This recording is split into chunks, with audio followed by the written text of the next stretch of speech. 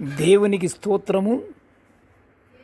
అనుదిన వాక్య ధ్యానమునకై ఈరోజు 2026 సంవత్సరము జూన్ నెల 5వ తారీఖు.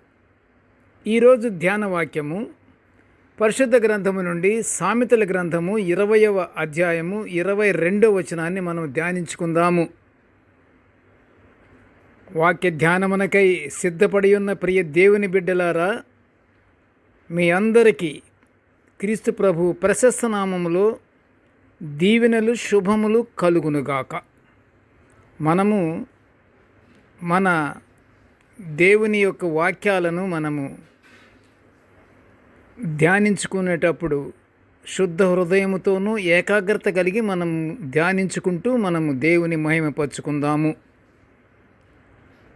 ధ్యానమునకు ముందుగా మనం వాక్యాన్ని చదువుకుందాము. సామెతల గ్రంథము 20వ అధ్యాయము 22వ వచనము.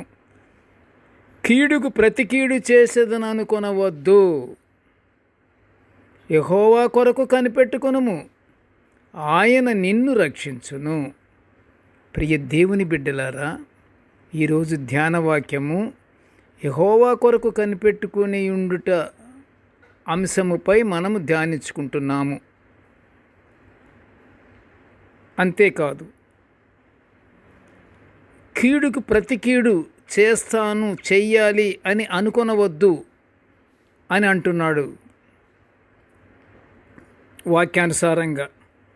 అది కూడా మంచిది కాదు. ఎందుకంటే నువ్వు ఎప్పుడైతే ప్రశాంతంగా ఉంటావో, నువ్వు దేవునికి అప్పచెప్పేసేసి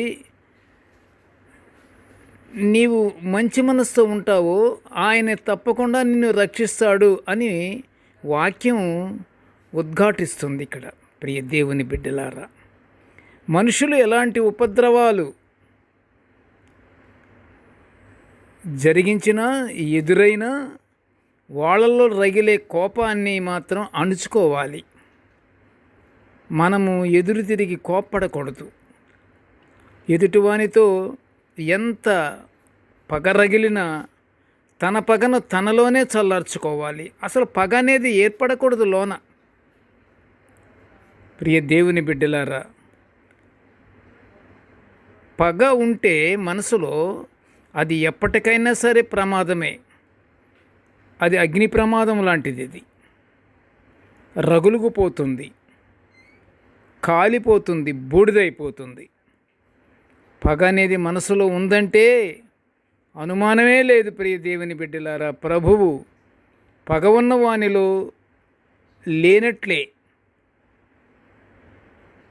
కలహం ఉన్న వానితో పగగలిగి ఉండడం కన్నా క్షమాగుణం మనసులో ఏర్పరచుకున్నటువంటి వ్యక్తులతో మనము స్నేహము చెయ్యాలి. నీ ఎదుటి వ్యక్తిని క్షమించే గుణం నీకు కలిగి ఉంటే అది నీకు ఘనత కలుగజేస్తుంది. క్షమాగుణం ఉండాలి, అది మనకి ఘనత కలుగజేస్తుంది అంటున్నాడు ఇక్కడ. కలహం అనే గాయాన్ని మానిపోనిచ్చుకోవాలి. ప్రియ దేవుని బిడ్డలారా, అది మానకపోతే ఆ గాయం పెద్దదైపోతుంది.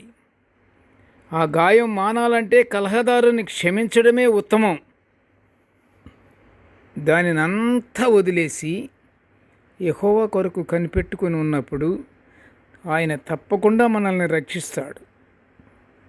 ఎదుటి మనిషి వలన కీడు కలిగిందని ప్రతి కీడు పూనుకోకూడదు. ప్రశాంతంగా ఉండి ప్రభువు మీదనే ఆధారపడాలి. ప్రభువు దగ్గర నీ సమస్యను ఉంచి నువ్వు దీన మనసుతో దేవుని ప్రార్థన చేయాలి. ప్రియ దేవుని బిడ్డలారా, నీ కష్టాల నుండి విడుదలకు దేవుడే మార్గాన్ని ఏర్పాటు చేస్తాడు.